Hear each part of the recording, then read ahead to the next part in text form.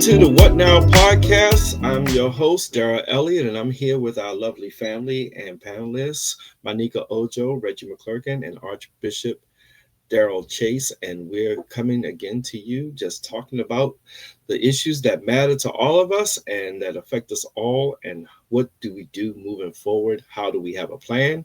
And how do we do better? Hey, family. Good to see you. Hey, good to see everyone. Hey, Great to see you all. Yes. Thank you, Darryl. How was your week? Too busy. No, not too busy. My God. Yeah, I had a busy weekend. Still doing kids, so. Okay. Yeah, so we got the first wave out the door. They're adulting, but we got the second wave. We're pushing into the fourth quarter. So we are we have a lot to talk about. What's on the table today is that we are discussing issues surrounding the economy. We had a very eventful week last week concerning the economy, a few triggering events, and we're going to bounce it around a little bit. So what I'm going to do is I'm just going to start out on a clip that has something to do concerning the fears or concerns about a recession. And we're going to discuss what we feel about that.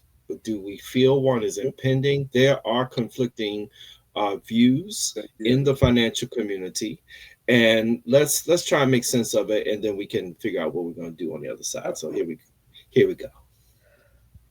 Trump won the election in November, the markets skyrocketed. All right, stock markets surge on the news of Mr. Trump's victory. 1,500 points for the Dow today. The Dow actually hit a new record high. The overwhelming sentiment from investors was that this administration would be good for business, good for the economy. It's what Trump campaigned on.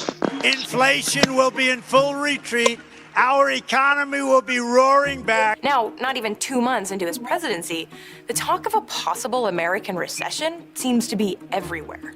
The R word, recession, wasn't even in the vocabulary a few weeks ago. And Trump didn't rule out the possibility of a recession in a recent interview. Are you expecting a recession this year? I hate to predict things like that. There is a period of transition because what we're doing is very big. That makes it sound like he's willing to trade a potential recession for the values and the goals that he has for the United States. So how did the world's largest economy go from booming to stoking fears of a recession in just a few weeks? Let's start with the one place everyone is watching like a hawk. If you want a real-time indication of where things are at with the economy, one place you can look is the stock market. It is right now the one thing that is signaling sort of a red light in terms of recession. Now, we should make it clear, the US is not in a recession, and most experts aren't suggesting one is imminent either. But that red light we just heard about, it's a huge shift. And it may not be surprising if you've been paying attention to the stock market, which has cratered in the last few weeks, wiping out all those gains from Trump's election and more. Breaking news from Wall Street right now. The markets just closed, clocking in their worst day of the year. Today was the worst day for the NASDAQ since 2022. Take a look at the major indexes over the past month. The S&P 500 lost almost 10% of its value. The Dow Jones down nearly 9%. The NASDAQ down about 13%. More than $4 trillion of market value has been lost in under a month. Technically, the bull market that ostensibly began back in late October of 2022, that bull market is over. This is the biggest bout of market volatility in years. And a lot of people, not wanting to check their 401ks, their retirement accounts, of course, because of this huge dip. And a lot of it has to do with how investors are feeling about where the economy could be headed. The stock market is not the economy, but it does indicate people's moods about and prospects for companies, because the stock market is forward-looking in the sense that people are expecting stock returns, dividends, those sorts of things.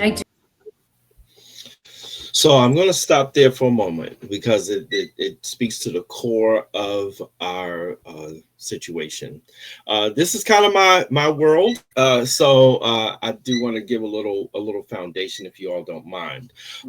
One thing we need to understand is that there is a difference of what we call Wall Street and Main Street, and the difference in what goes on the stock market is not always the same thing that's going on in the real world. So if you're a business owner or things like that, you may find yourself, going through a different set of financial circumstances than the actual stock market. So that's one thing to understand. But what we do find out is that they eventually sometimes catch up with each other. Okay, so what's happening in one can trickle into the other. So when the stock market starts to contract, what we call contract, or goes into what we call bear territory, that means people are selling off their stocks, they're leaving the stock market, they're exchanging it in for other types of investments such as gold or hard commodities, treasury, private investment, off-market types of activity, then that can eventually affect Main Street, because Main Street still buys, and Main Street being the regular entrepreneur, the mom and pop shop, they are, of course, the buyers of the things that are on Wall Street. So we must understand that fundamental difference. So our conversation today, and what we're going to bring up and talk about, is what is the current state of affairs. The market has lost over $4 trillion of its value within the last 30 days. That's a lot of money, guys.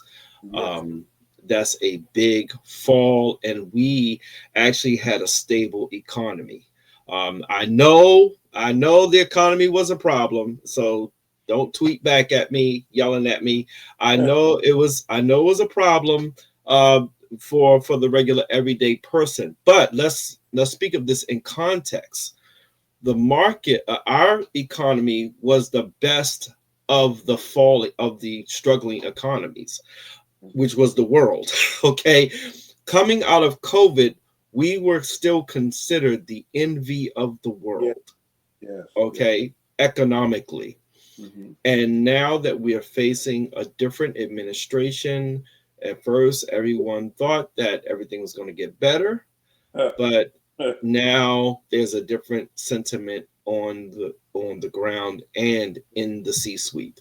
So guys, let's chop it up a little bit. So let's talk about this. What is I'm going to ask your general feeling about the economy from where you live. We're all in different sectors. And we're all in different spaces, so that means we're in touch with different communities.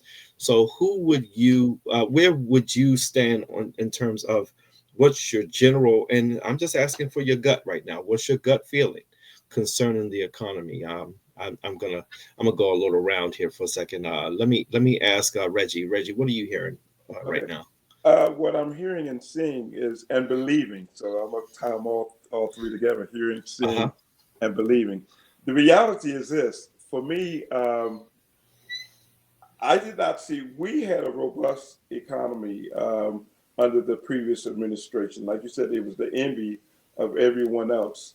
Now, the only problem that I saw with that economy is that we were convinced by the powers that be that it wasn't a good economy.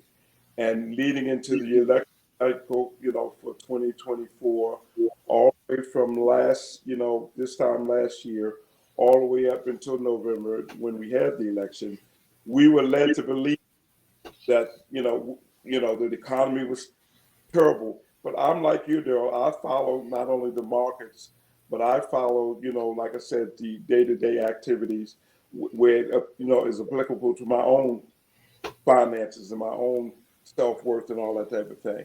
And I had no problems at all with the economy. I thought, I saw my stock, my portfolio, I was doing very well until last week when I lost quite a bit of money. and all that type of thing. And it's a difference between a really bad economy. People were complaining about the price of gas, the price of eggs, and all that. That had nothing to do with it. That had nothing to do with it. But unfortunately, we had a multitude of people buying into this conceptual ideology that buying this, the Democrats, it's not about political party or whatever like that. The economy was speaking for itself. Those very same people who were so adamant about it being so terrible are now crying. And I don't know if you all have seen it. I'm sure you've run across some of the things on social media. Those same people who were crying about it being so bad back then are now trying to find out why Kamala Harris is not doing something, why Joe Biden is not doing something, because now they are losing. They're losing out, like we discussed last week. The farmers, all of these people tied into the economy and stuff like that. Now they see how bad it really is becoming, and now we're possibly going into a recession. And that's it hasn't been 2 months yet. Right. What 17th is 3 more days before the 2-month cycle has been completed of his tenure. And here we are in less than 2 months. We have tanked the economy and everything. The markets are falling. I took a hit like so many other people took a hit. But now we're seeing the reality of buying into the foolishness instead of doing our research to find out the truth. All right, Madam Mayor, what do you think? So, absolutely, the economy is tanked. I think that for the perspective of how we address it here, it's important that we kind of go to the root cause of what's causing the economy to tank. We know the stock market, has a residual effect. It has a trickle down effect to the economy. To regular people, what they see is the price of their eggs going up, even if they haven't gone up, right? So, like I haven't seen the $15 eggs that people are saying, but I don't shop at regular grocery stores. Exactly. So that, so that's the same thing. I'm like at an Aldi's or discount market. That's where I'm getting my eggs. Right. Yeah. So, but it may be different for Giant and, Safeway, wherever you may be shopping. But we have seen a rise in food from the perspective of other people. We have seen two things really rise in this economy. We've seen house prices rise. We've also seen rents rise. Like, Right. you can't even send your 18-year-old out there now and say, okay, it's time for you to go and get a job at McDonald's and, go get you an apartment, because their apartments are twice as much as your mortgage. Yeah. So, so we've seen, yes. So we've seen it from that economy. We have not seen salaries increase to a certain level.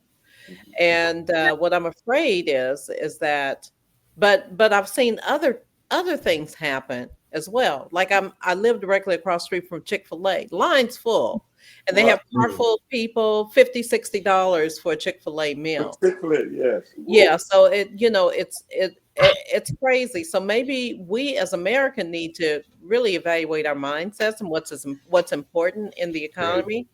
And as we get into more discussion, there have been movements across this country to go to a more agrarian society in terms of younger African Americans who are choosing not to go into corporate workplaces and not choosing to, spend in that manner, but rather go in and get land and build and farm and create their own economy from within. Yes. That's a subculture that I've seen happening. Alternative for housing is mobile homes or tiny homes, or going back to ancestral properties. I mean, there's just so many things that we have to do, but I think the mindset is going to be important to change. So when many of us decided, and I was definitely one of them, that decided not to shop at Target, because to 9 out of 10 chance you go in there going for one item, you're gonna walk out with 9 or 10 things. Those days of immature spending really needs to be addressed, especially in our community where we're going in and picking up an extra lipstick when we have 20 at home, or lip gloss, or mascara, or picking up some cute little cups, or Right. or this, that, and the other. I think if anything, this economy, what's happening is kind of reframing to many of us how we spend our money and why we're spending our money. So I'm seeing more of a mindset shift. Right. Bishop? What I'm seeing is not only a setup for a recession, but an actual depression. Okay. The reason why I say that is because we have to look at the current administration's radical attempts to shrink government spending, which is a good thing. But what he did in order to go after government spending is he made a lot of people unemployed. Yes. And so with the loss of those jobs, and I can't tell you what the current amount of federal jobs that have been lost is, but that impacts the economy as well. Not only are we having to pay more at the, I think we've all gotten used to about $2.70, $2.80, $3 mark for gasoline. Right. But we're also facing, if you go to regular supermarkets, the cost of eggs is on average is almost $6 a dozen. And then if you go to the higher end markets, they're even more, up to $15 a dozen.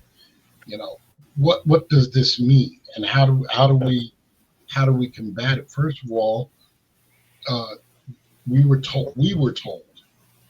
Okay, we didn't think the message was to us, but we were told several years ago, especially if you were a night owl like I was, that we need to invest in gold. Right. We need to start putting things away because, the time is coming where if you don't have real currency, which I'm going to make this bold claim, that the United States does not have real currency. It is a fiat currency, and so everything is arbitrary. It's based on a concept called nothing. Okay, and nothing from nothing leaves what? Absolutely nothing. Okay, so here we are. If you look at the crypto market has gone down quite substantially over the past few weeks. Although I'm showing a gain of 0.79% on some of my stocks, that means nothing compared to everything else that's going on. So where we are has to reflect. We really have to reflect where the people are going, and the people are going. That we're on a fast track downhill to a crash. Okay, and that crash is going to be so devastating that if we do not have, there's an old saying, when are black people going to come together? We won't even come together on this. Okay, if we learn how to pool our monies and to invest in ourselves,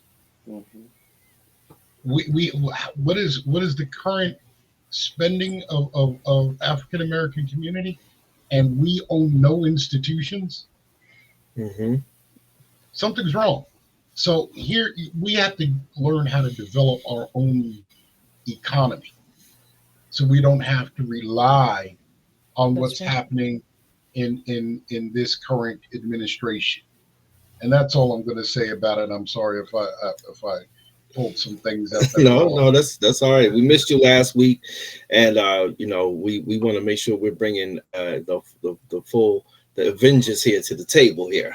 So we want to really get on that. I do have another clip on crypto. I will add, not right now, but I'm gonna bring that up because we are seeing a lot of economic shift and movement. And what we have to start to look at is where are things going now.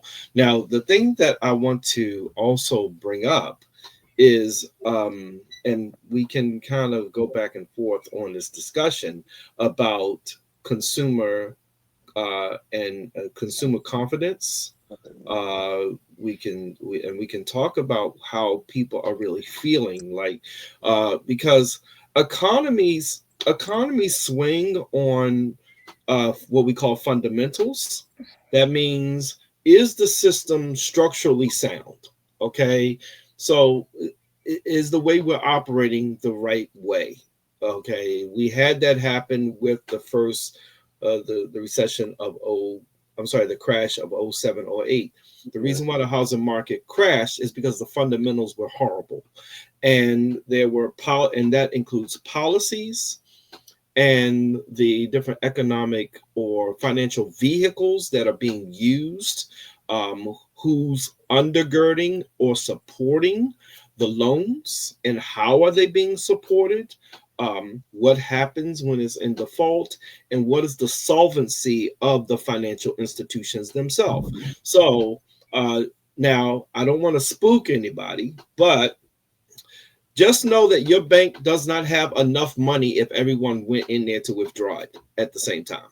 So we call that a run on the bank. So and this is just finance 101 right now, just for the everyday listener who's just busy and they don't have time to break all this stuff down.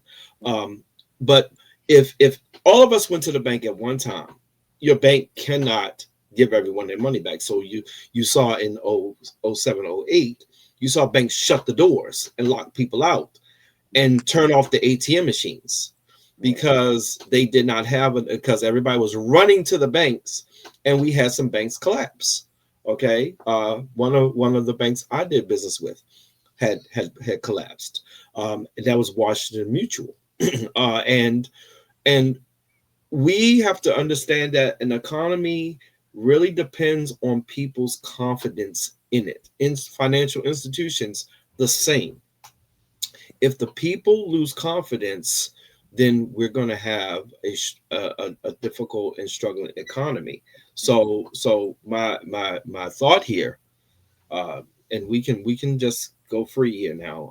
My thought right now is the biggest thing that's going to throw our economy into free fall is uncertainty all on its own.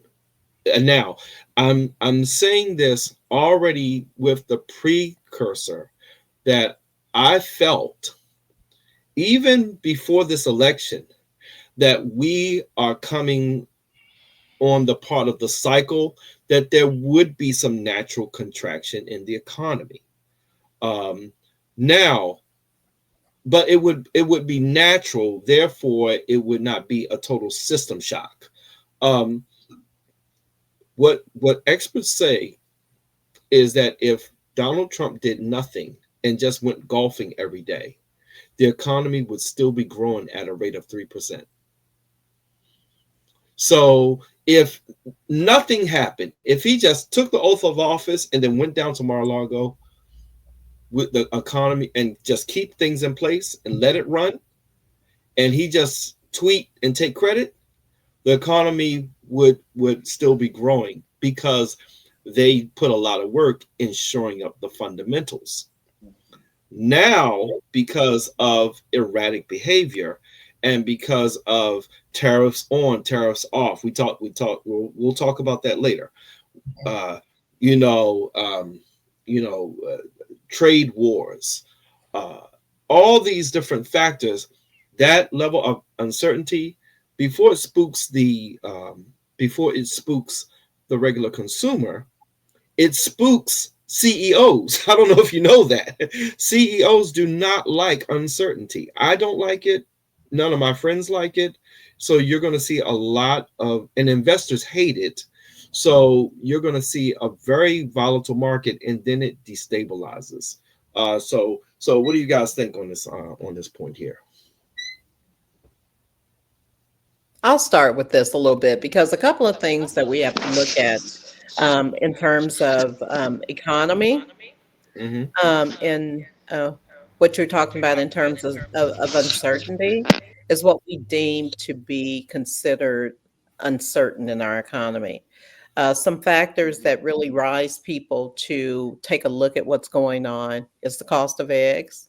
I mean, it was prevalent, the press has a lot of the media has a lot of responsibility in imparting a factor that we need to look for to determine how the economy is doing. But there are other factors in the economy that we have to look at as well. We have to look at our spending patterns, what we're spending our money on. We also have to look at the fact that there's an ever shrinking pie in terms of what we have access to in terms of resources. If we're working a 9 to 5, we know how much we're going to make. If we're going to work that job for 5 years, we know exactly how much we're going to make within that time frame. So you're kind of you're confined to just this dollar value that's coming into your household, and you in most cases don't have the ability to grow it because it's just simply not enough to pay the day-to-day stuff that's going on.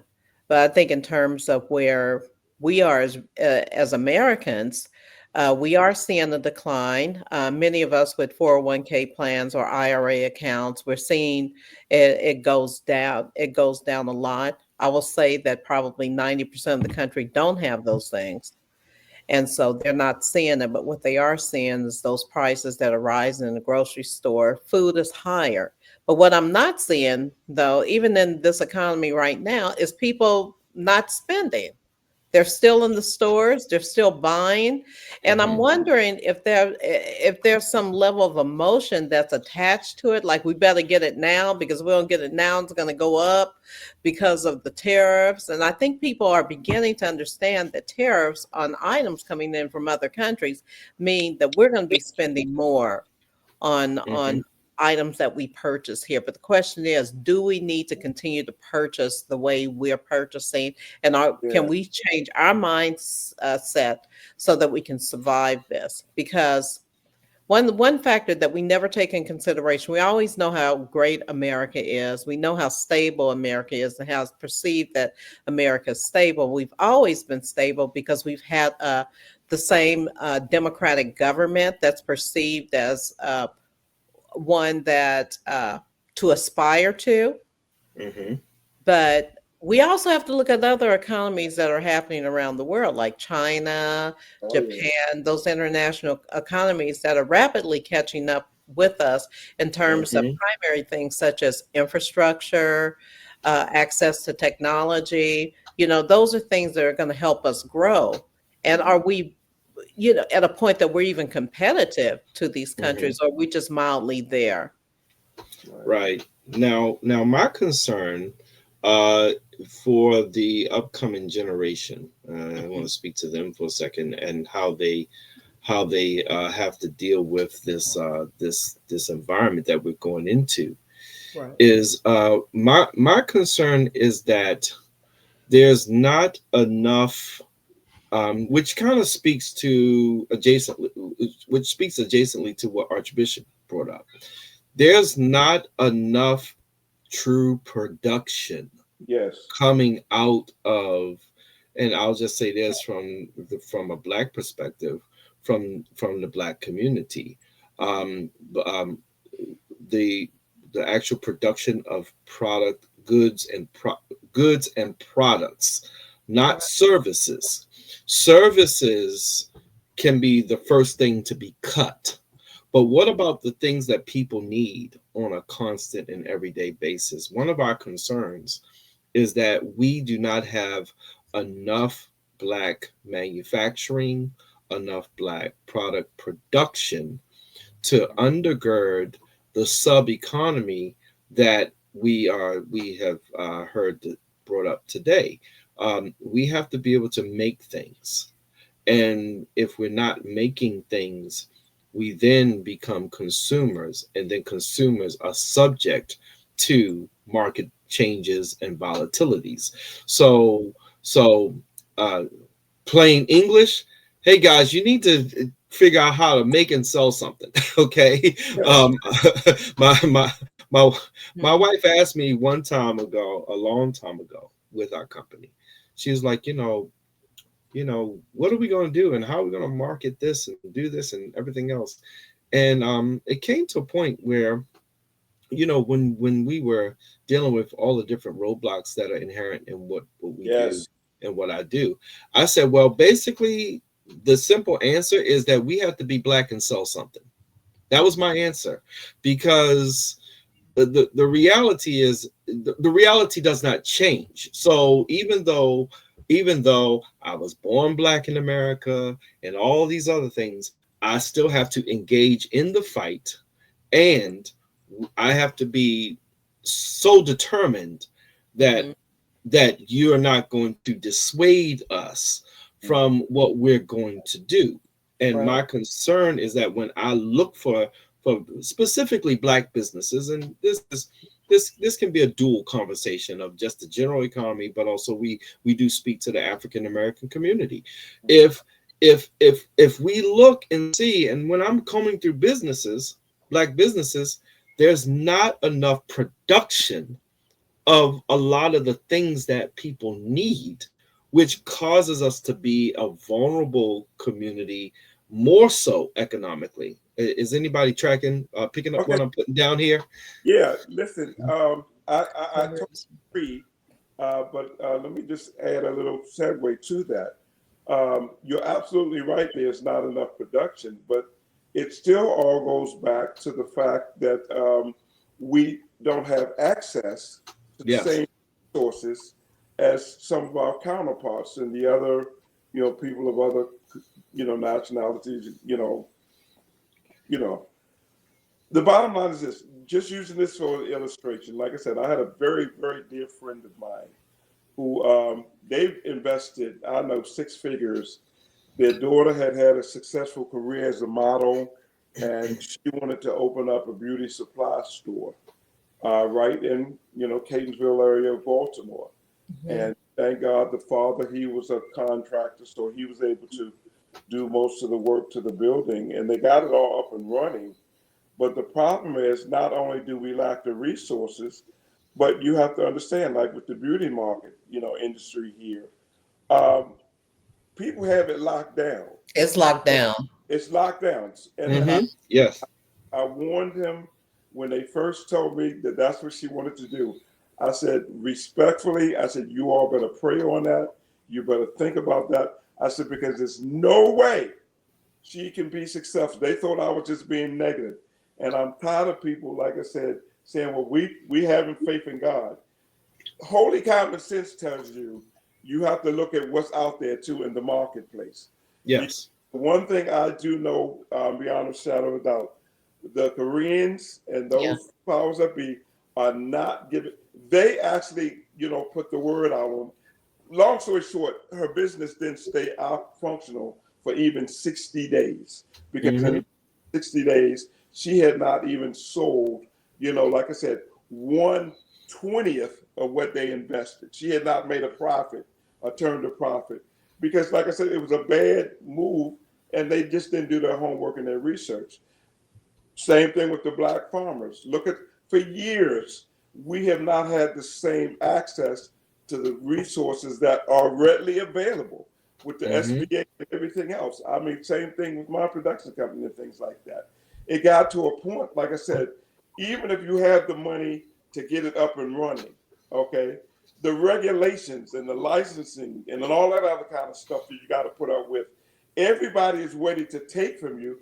I got so ticked off, like I said, not only do you, like I said, in Maryland, like I said, they want to tax you for this, you got to pay for this, then you got to pay for that, and then county, they add something else to it. So they make it almost impossible to get your business just afloat long enough to turn a profit. And then we have to sit and watch people come in from other places, and they give them money to start up their business and forgive the loan for 5 years. Yes, yes, You know, yes. for 5 years. Now here we are, citizens and things like that. We can't get that same sweetheart deal. And to be sitting next to somebody in my community right here where I live, we have a lot of Middle Eastern and Asian people who have just come in. And like I said, it took right directly across the street from me. A family came in, and another Middle Eastern guy had purchased a home from our previous neighbors who sold it February a year ago. And they wouldn't let the family, that was a military guy who had a mortgage. The Middle Eastern people had all that money together and they paid cash for it. And what did they do? They bought in, it had to be 20 people living over there. Yep. And right here in our community, those 20 people have pooled their resources together. And now they've bought up other properties in my development that has just about 74 homes in it. And everything going to market, they snatch it up. So it's not an issue of the economy being, I mean, we all know the playing field is not level. We all know that other people who get started on the starting line, we're already 50 yards back. So it's a change. And I heard what Bishop said, and I agree with that too. I don't think the difficulty is us coming together. I think the difficulty is, even when we come together, because I've been trying to do some things with a group of people for more than 25 years. But the problem is, even when we have everything in place, they move the goalpost. There is a video, and I don't know if I can pull it for this episode today or not, but there's a video from a young Asian woman who broke it down so eloquently about their benefit on the backs of Black people. Yes. And of civil rights and how they were able to buy the corner stores, all in the communities that they were kind of basically propped up to do that. Yes. And how they were able to accumulate wealth within the country because of that system. And I think what we have to think about is, one of my advantages as a business person is the art of reimagination. We have to always reimagine something because the market dictates what we can and cannot sell. So when the market decides they're going to say no on something that we've put our money into and we've already, marketed, we've done our research and development, and the market says no, you kind of have to take your lumps, and you have to go back to the drawing board if you plan on staying in business. So you're forced to reimagine not only what are you going to develop, make, manufacture, provide, but you're going to have to redevelop what your messaging is, and then what is your method of distribution going to be. Right. What I'm encouraging is that we have to reimagine how we source, how we gain access. The one thing I have found is that there is no true monopoly on access. It's just people do not have the exposure to how they can gain access somewhere else, because now we live in a global commerce world. And see, what we have to understand, this whole thing with the tariffs is bigger than what people see it as. What they're trying to do is they're trying to pick winners and losers, and we have to understand that that's what's going on. Yes. And we have to know what the game is before it's in full bloom. And this is all an effort to pick who wins and who loses.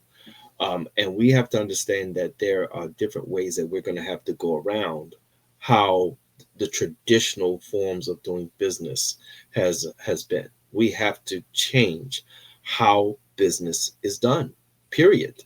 And that's on the business side. As a consumer, to Myneca's point, people are starting to think, I might need to be a farmer.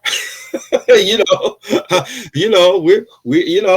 get your seeds and get your garden, get a little piece of patch of grass or something somewhere, and depend on, you have to make decisions on sustainability. That's my 2 cents. I'm curious as to what Bishop's thought is on some of this here. I'm gonna go back and do some history with us. Post Civil War. Okay.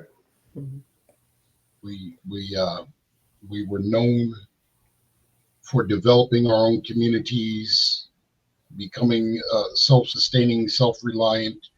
Every time we did, our adversary came and tore it down, flooded it out, burned it down.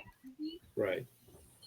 Rosewood, Black Wall Street, several places in Georgia, Mississippi, so on and so forth. Here we come, and we start doing all of these marches and rallies and so on and so forth, which brings us to, all the way from there to the 1960s. So I'm basically jumping almost 100 years. But we have to understand something, is that we dropped the ball.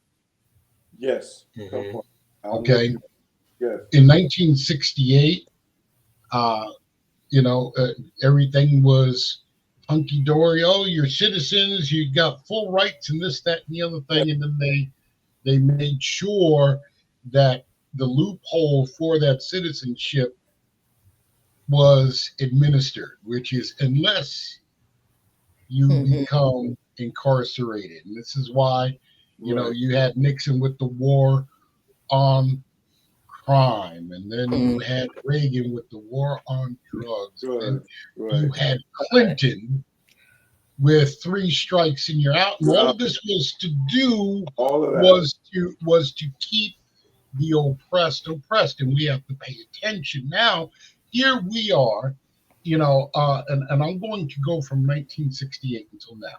From 1968 till now, we have had nothing but devastating results in our communities. Okay, especially our inner city communities. All right, we have taken fathers out of the home. Out of the homes. Yeah. Okay, we have set the women up as as a nation. If you don't have a man, we're gonna pay you. Right. See, and these are the kind of things that we as a people have to take heed to. Then, on top of that, not only did they do all of that, but they started to tell you, oh, you're a part of us, and so on and so forth. And I like what one of my friends says. He calls it the illusion of inclusion. Yes. They gave us the illusion of inclusion, and they told us that we are part of something. But if we had listened to Dr. Martin Luther King Jr.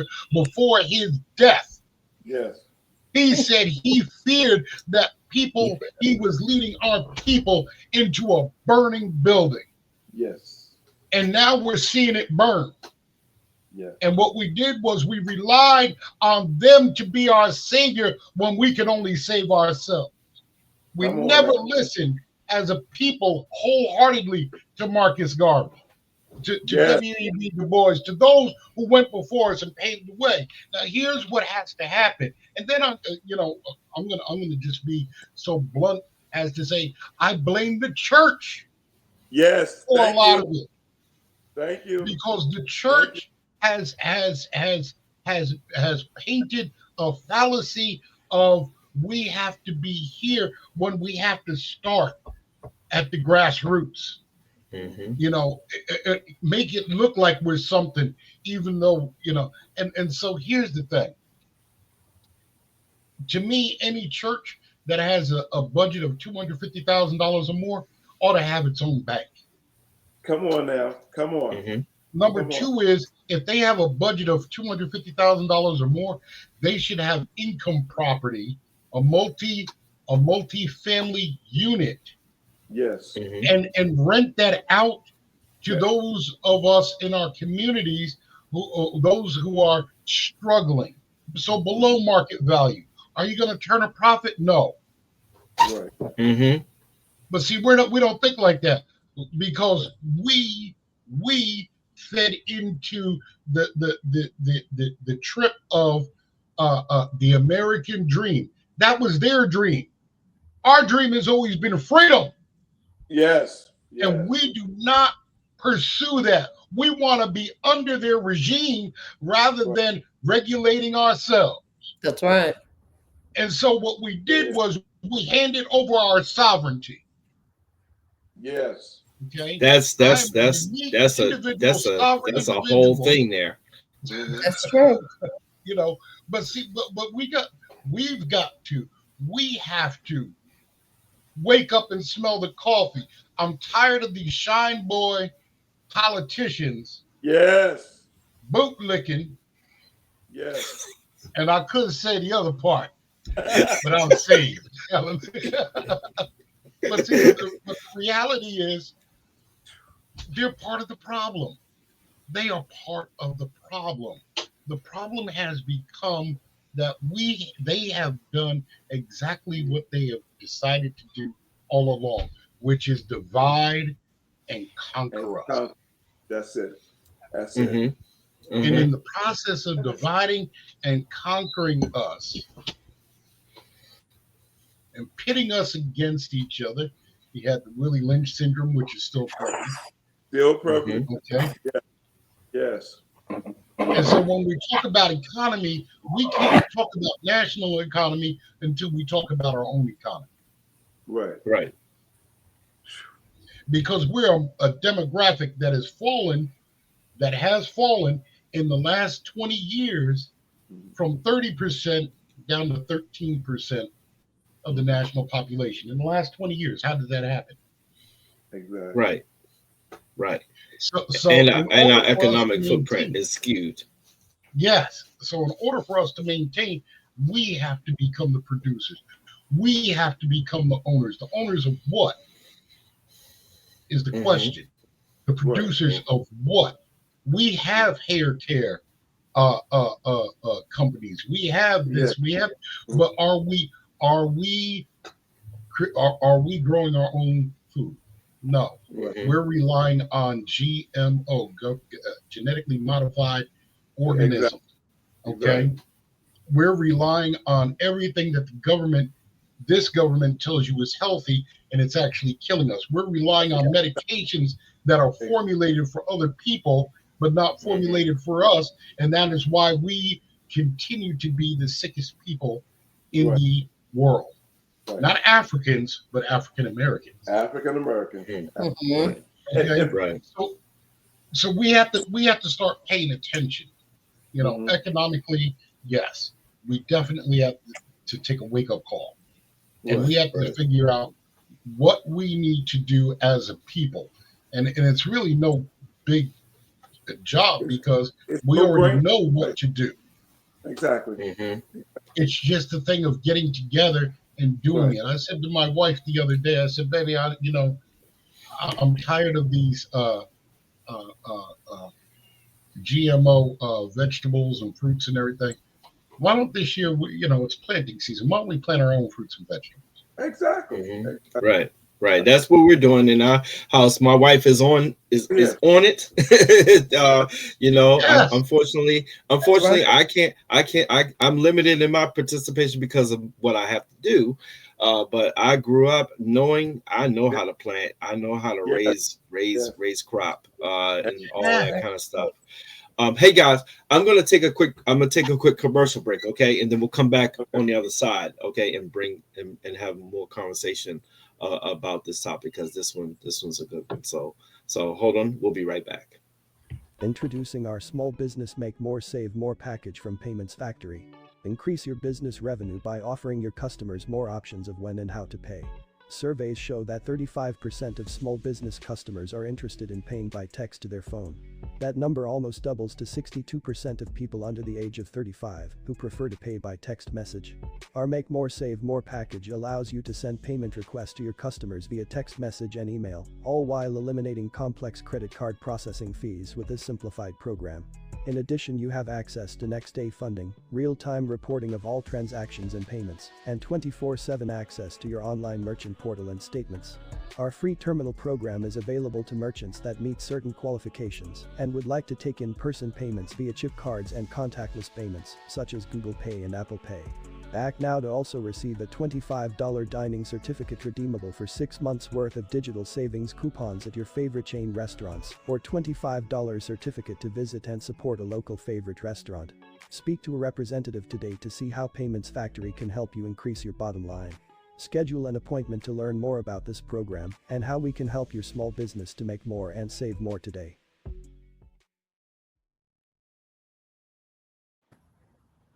Payments Factory is a subsidiary of Diadem Technologies, and if you are a merchant in need of payment processing, you can feel free to contact us, and one of our payment experts will be able to help you to be able to design a program that is appropriate for your business. Hey guys, I really think that it's a good thing to talk about. I think the whole divide and conquer rule or the divide and conquer war is on many fronts. And what I mean is, I've tried to say this to people for the longest time. I've tried to say that the real strategy is not centered around, see, race is the front to what is the real war, and the real war is economics. And race is used to leverage against people economically. Right. So as long as and this is the fallacy of everything from white supremacy to eugenics and all this other stuff going on. It's meant to divide people enough so that those who have power keep power and increase power. And because once the pie is shared better, they feel that they will lose power. Now, what they miss is that they will still be very wealthy. They will still be very rich, because people will still buy the products that they have because they have what people need. But race has always been used to divide society, because it's not race, it's really about class. Do you agree or do you disagree? I agree to a point, because let me piggyback on what Bishop was saying. I agree with the premise of what you're saying, Brother Darrell, but let's keep it on line to what he was saying about the history. Let's go back to Black Wall Street. Those people decided, and like I said, that's a blueprint right there. I don't see any of this being a big deal, because to me, it's a no-brainer. Our biggest problem right now is trusting each other enough to come together to solidify our own financial base, so that you don't have to go to them for nothing. I mean, I love the story about what happened in Tulsa and all that other kind of stuff. These people did not ask the man for nothing. They pulled all their resources together. They built their own banks. They built all the organizations.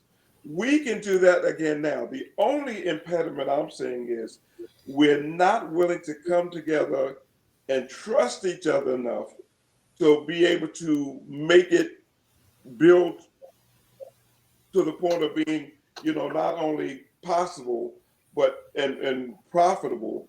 But we're so busy worried about who will be the head or who will be in charge and all that type of thing. I'm at that point now too, alluding to what our mayor said. I'm just my dollars that I have now. Before I spend anything, I mean, I've just cut out. I'm amazed. Like I said, I'm from the country, from South Carolina, so I have enough land here that, like I said, my wife and I have been talking about doing a big garden, and we have other relatives who are already growing, a lot of their fruits, vegetables, and everything else. And the thing is, let's just do it. I'm tired of just talking about things now. I want to do it because I'm not spending money every time I spend a dime. Right now, I'm making sure that I'm spending it in a place that it can benefit somebody who looks like me, and or that it can be returned. Because like I said, until we immediately stop this thing of our money leave our community and don't even turn over 3 times, and it's already out of the community. I'm at the point now that I'm tired of trying to work with people. And that's what Bishop was saying. I'm faulting the church because we bought into that hook, line, sinker, and so many of our church leaders, pastors, and everything else have failed us because we bought into this thing that the oppressors was teaching us and things like that. And every other race, like I said, I'm looking at it in my own community where I'm living every day. These people, like I said, the Asians set up their own networks that they only do business with the Asians. Now I'm seeing the Middle Eastern people do the same thing. And alluding to what you had said, Darryl, I had people, relatives, who tried to get those corner stores. But the regulations, the system is designed not to let you get that. Every time a business was available to open, they would do anything not to let somebody black come in there and get that. They would make sure it looked like somebody who didn't look like us to keep us oppressed. So instead of keep trying to get along, I'm sick of it. I'm like Malcolm Land. By any means necessary. The war with me is getting enough of us who look like me to convince them we don't need to go to there. Listen, let's just do it ourselves. Billie Holiday said it best. God bless the child that got his own. And I'll be doggone. I'm trying to be careful with my language. I just refuse to go and ask for anything for anybody, that doesn't look like me now. The black banks we've had, we have, thank God Howard is still here, out here in Columbia. But I mean, the other black banks, like I said, I personally know some of these people, and they only failed because our people wouldn't support them. Now, don't you think though, and this will take us into this whole thought about recession. Don't you think that part of the cure is to stop feeling like you have to ask for permission to do everything? Yes, I believe that's the whole cure.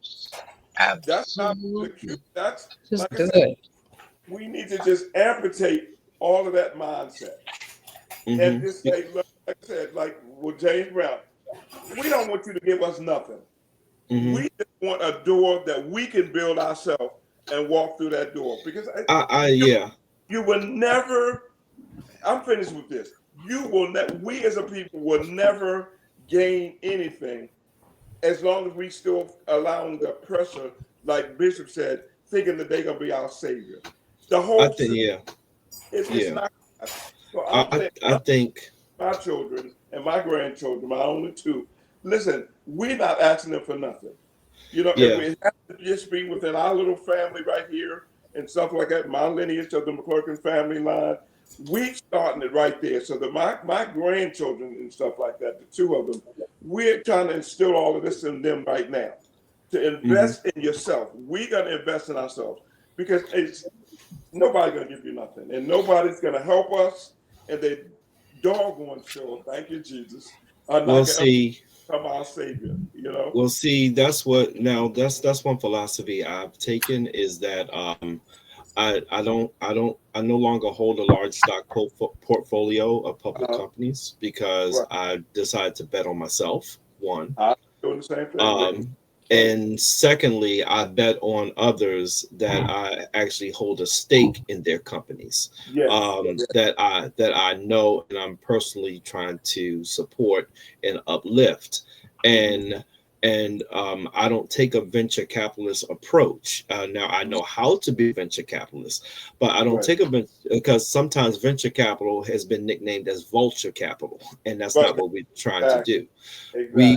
What we do is that, and this is what I'm telling people, I'm trying to enter into my Warren Buffett phase, meaning that I want to invest in things that I think are worth investing in and believing in. I know the people who are doing it, and these are people who are basically starting with nothing, and bring my expertise, bring my team, bring my company's abilities or things like that to help lift that business, and they still get to maintain control of their company. They still get to do what they need to do and be autonomous, and not have someone come in and tell them how they should do something all the time in terms of their area of expertise.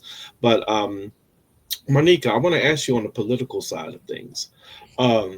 When I say that about not asking permission, we still have to comply with laws and things like that if we plan on continuing to stay in business. Do you have any, and I'm just asking advice, because, as a trailblazer, I just already have it in me to just go do what I do, and then we deal with the problems as they come along. But that's because I have experience in that lane. Not everyone can do that, and they know how to do that. So I want to ask you, as one who knows policy and how policy is executed and things like that, what is the answer in that area for someone who's trying to go somewhere? Well, first of all, you have to follow regulations. You have to, get the applicable business license, make sure you're licensed and whatever you're doing, so on and so forth. But in terms of your own strategy and how you want to, move in the marketplace, that's really up to the individual. And I don't know if I'm answering the question. I don't think it's anything as restrictive in policy or even in regulations with regards to business. It's just that you have this whole list. I'm looking at a restaurant that I'm possibly going to invest in, and looking at all the regulations that that are required for that. But that's very different from the business strategy as to how you're going to turn a profit and how you're going to make this business turn over time. So I think it's two separate things, but in terms of our strategy, I think the strategy has to not be mainstream. It has to be more independent. We have to set ourselves apart from what's out there already to be successful. And in terms of persons of color, I think sometimes we get caught into the trap that we also have to do something to mainstream because our customer may be in the majority race, and that's fine. You can do that, but I would not take away from my independent thought and my independent strategy in business to appeal to one group that you may get versus another group that you may have already built trust in, if that makes sense. Right. I don't know if I answered your question, but no, that's good. Yeah. That's good. No. But the minute you don't pay your taxes, the minute you don't pay your business license, that's when your vultures come in. You talk about the vultures, that's when they'll come in and try to do that. Can I ask you a question, Myneca? Yes. Being a former mayor, when you said the word regulations, how do you navigate regulations that are designed to work against you, in the sense of just using as another illustration, I look at Tyler Perry and the empire that he's built and things like that. Right. He went completely against the grain, and he built that off of, like I said, the Chitlin Circuit, the little church. I mean, we know the history, right? Because every time he tried to play by the rules, they shut him down. But what he did, now fast forward to from where he was homeless, sleeping in his car, his studio is bigger and larger than all of Hollywood, put together. The sound stages he has is more than every other Lionsgate, MGM and everything else. Because the thing is, we have to go right back to what I said.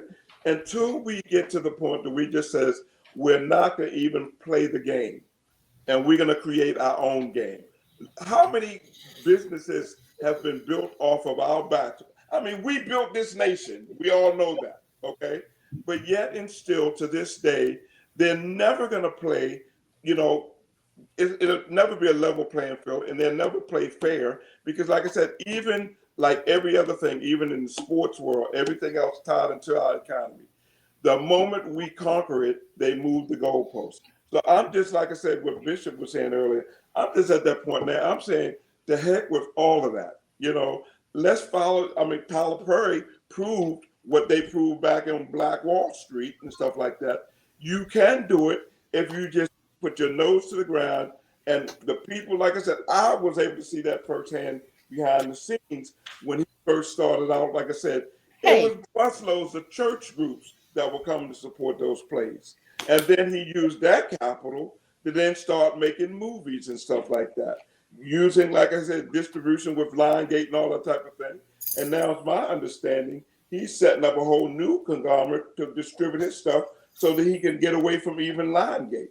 Because what happens then, they try to take and, like I said, buy you out of what you've already built yourself. So I was always concerned about the regulations because I'm one of those people. You hit a sore spot with me because you hit the nail on the head. If you don't pay those taxes and you don't get all those business licenses and keep them up to date and all that kind of stuff, you will go through a living hell, just trying to pay off, what they insisted on taking from you just to stay in operations. I totally agree. I totally agree with you as well. You are being watched. Yeah, but I also look at the communities that aren't being watched, and you don't really hear about them very much. And that's really when we talked about the Koreans earlier today, and when you talked about the hair supply company, they've got a major distribution food in-house. Yes, yes. They tell you all that because they're proud of it. But like I said, I'm one of the people who said, well, how did y'all do this? And like I said, our government set them up. Our government didn't require no return on it for all those years. And now, like I said, they will make sure everyone who gets something, they bring the other ones in there and they say, like I said, 20, 30 deep in one property. And then in less than a year, they'll flip that property and have 4 or 5 other properties, bring some over here. And then, like I said, we got to tie all this in.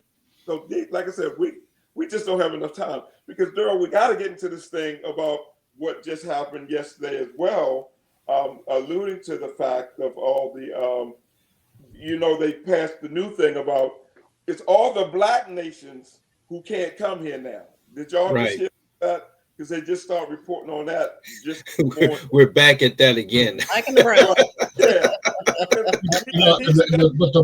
But the funny thing is, Brother McClurkin, the funny thing is that the majority of doctors, medical doctors, currently practicing in the United States are from Nigeria. Thank you. My thing is, make this make sense. Don't catch a cold. If we're really going to strategize, and see, that's the problem with us. We come up with a plan, but we don't have the support systems behind us. We got to build our own. And so you need forward-thinking people. Scripture tells us that good judgment is formed by wise counsel, and what we do is we are not really surrounding ourselves with wise counsel. We'll go to them thinking that they have wise counsel because they have possession. Okay? Mm-hmm. But we're not going to the elders. Yes. Or our purpose. Yes. Okay? And so what tends to happen is we can go to them and we'll build a company and it'll be grand and great, but we're not fulfilling our purpose. What is our purpose?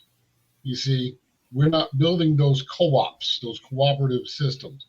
We're not learning how to feed our own village. Right.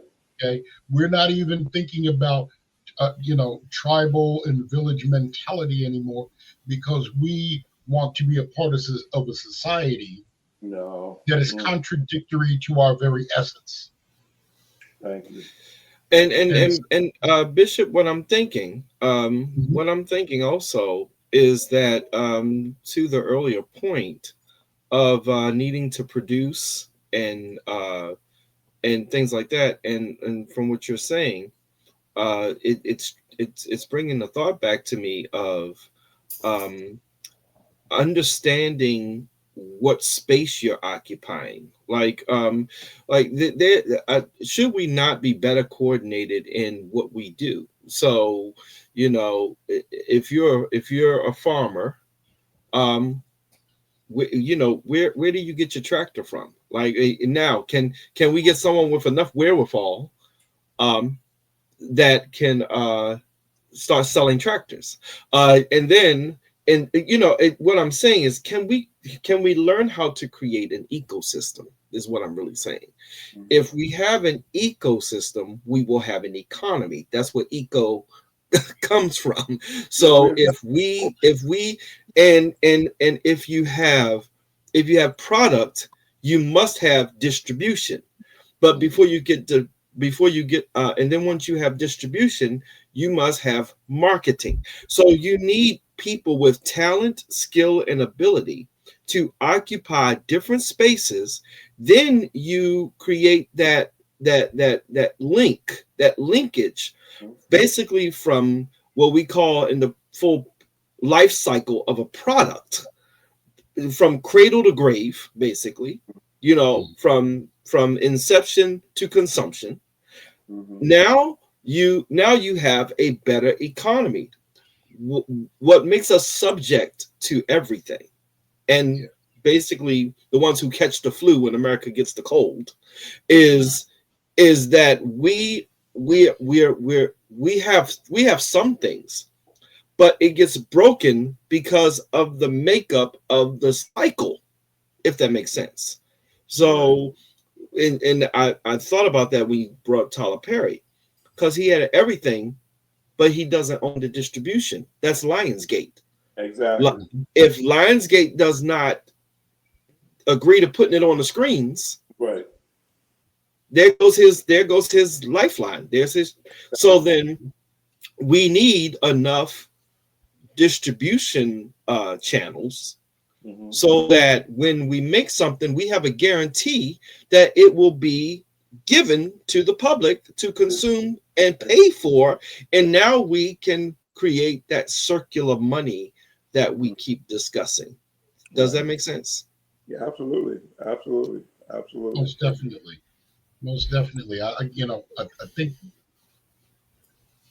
one of the key elements here is that we as a people have to go back to being producers. Yes. Not on behalf of somebody else, but for ourselves. Right.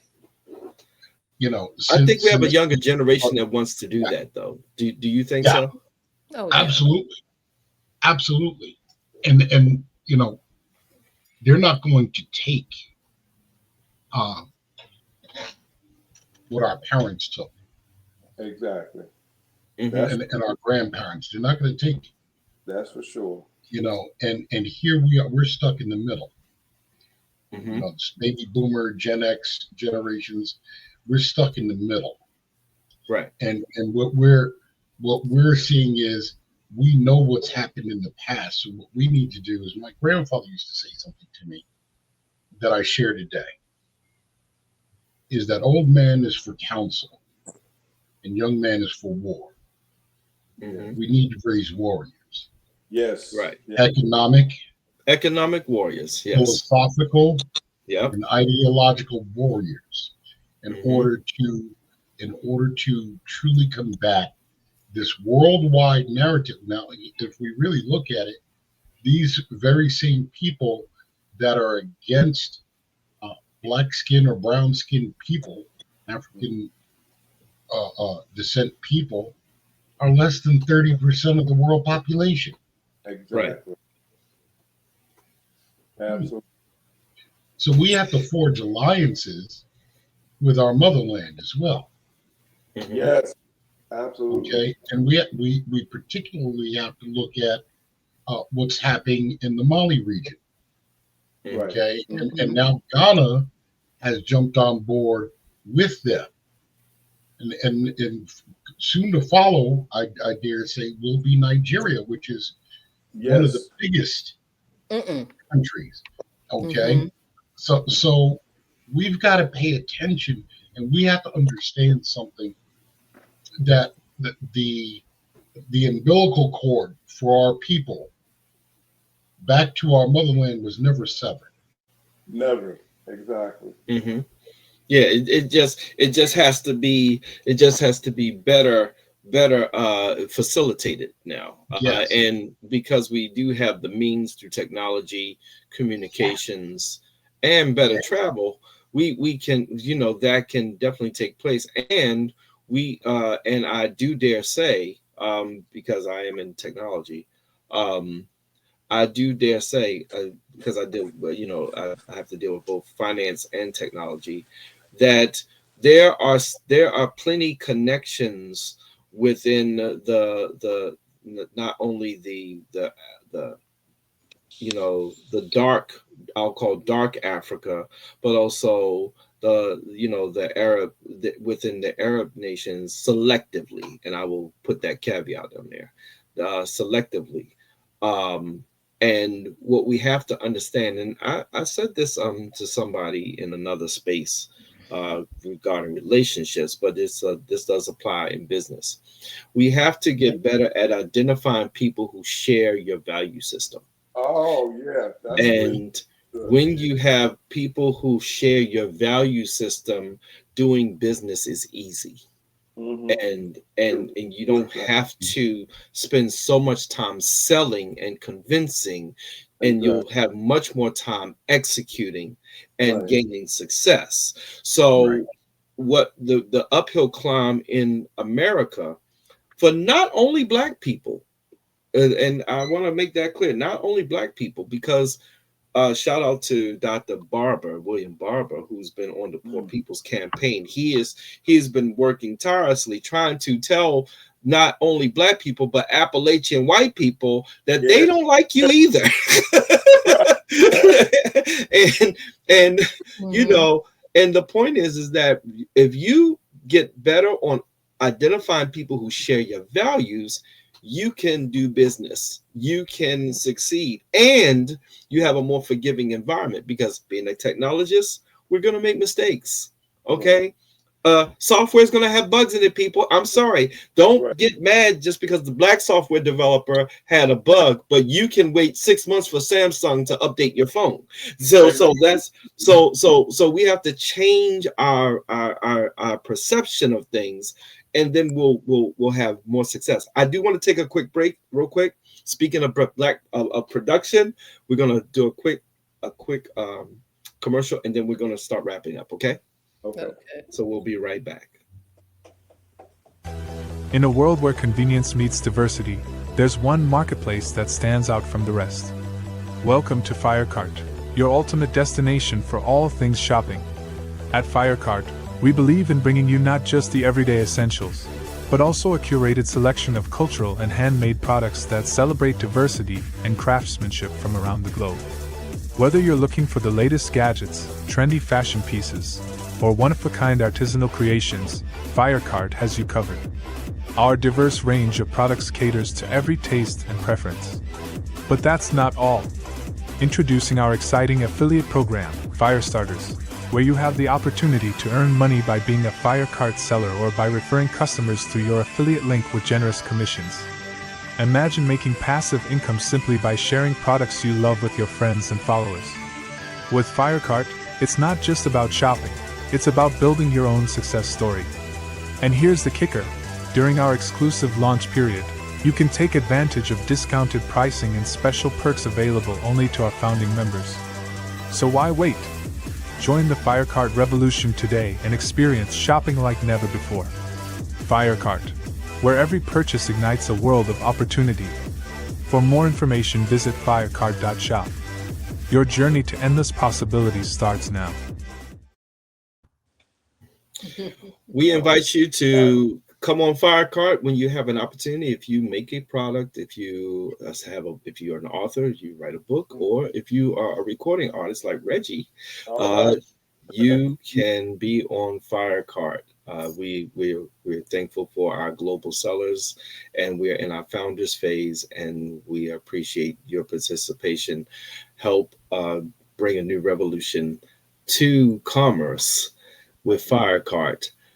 Well, guys, thank you so much. I think we can continue this conversation next week, and I'm going to kind of think through this a little more as it relates to the broad conversation, because this talk about recession and its effects on the community is really a big one, and the required pivot that the community must engage in, because I think we're coming on a reckoning. Would you agree with that?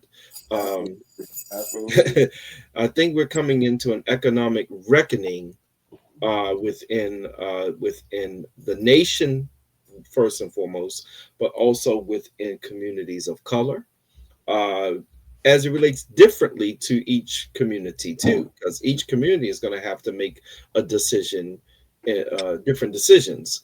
And then we're going to have to figure out how we can come to a more perfect union in the meanwhile on top of that. So we have a lot that's going on here. And Myneca, we are dog friendly, so I am sorry. I love you. so don't worry. You're okay. We have a little issue over here. My dog just got fixed, and he's like having a fit. Oh yeah, we are sympathetic. He's trying to scratch himself in an area, and I'm trying to stop him from we're gonna ask Bishop to pray for him. Pray for my baby. So it's okay. You are fine. You are fine. So I wanted to let you know you're okay. But you know, we definitely want to have this conversation because we're coming up on this unstable economy, which was stable just a month ago. You know, we have to have these discussions and these answers. So I'm going to give, as we do now every week, any shameless plugs out there. My only shameless plug is you can meet me next week in Catonsville, Maryland on Sunday evening for the Love Fellowship. That is in my preacher role, of course, but we all come together, and we have churches from all over that come together, and we just enjoy one another and celebrate. And it's only 90 minutes, so you can get a chance to come and hang out with us. Is that going to be in-house or that's online? That's going to be in-house. We will be in Catonsville, Maryland at the Myneca Center, and I'll definitely make sure I post the link to that. Yes. Great. Yes. In Catonsville. Yes. Catonsville, Maryland. Good. Yes. Myneca, you got any shameless plugs for us today? I do not. I just, just want to say, just hold still. I am going to be planting my own vegetables and fruit. So, all right. Yeah. So, I've gone from flowers to food now. So, oh yeah, there you it's go. all about sustainability. Something you can eat now. Exactly. Right. Yes. Bishop, you got any shameless plugs for us today? I wouldn't call it shameless, but I do have a plug. On Tuesday evenings at 8:00 p.m. For the next several weeks, we've already started, but we are doing African Bible history and heritage. So we've already gone through the African heritage of Abraham, Moses, and the like. We set up some things historically before the nation of Israel was actually the nation of Israel. So you can visit https metro metro dash cathedral.org, and the information is right there on the homepage. Tuesday night, 8 p.m. Eastern. And Darryl, you're going to post that link as well? Can you post Yeah, Bishop. Make sure I get that link, and we'll post that link Yes, into the chat. Yes. Yes, sir. I'll send you the video. I think I did send you the video, but I'll send you the video right. with all that information on it. Perfect. Regi, what you got? Yeah, well, like Bishop said, it's not a shameless plug, but I'm honored that on March the 30th, so I still have another week, 2 weeks for that. We can have, what's the day? Yeah, 2 weeks. At the New Psalmist Baptist Church, they're celebrating the bishop's 50th year, and they let it slip. They kept asking me, they said, you got to be there, you got to be there. So I'm one of the people they're going to be honoring for being a part of the early conception of it. When the bishop came back in 75, I went there in 77 and stayed for roughly about 10 years. So they will be honored as one of the original musicians. So I'm excited about that, just to go back, just to visit. People always say, well, I've been gone now for over 35 years. And but yeah, that's something I'm looking forward to. It's nice to be remembered and recognized. Yes. Like I said, even after 35 years, when I go back, people are always saying, you should have been here when Regi McClurkin was here. So it's good to know that people have not forgotten you, and they just remember that you were part of the foundation. So I do honor Bishop for at least, remembering us. Yes, and shout out to Bishop Walter Thomas, one of the patriarch of Baltimore, and I've known him all my life, and he actually went to school with my sister. Actually, they attended Morgan State University together, and they were friends as well. So we had a chance to see his ascension from brand new pastor to patriarch of the city. Yes.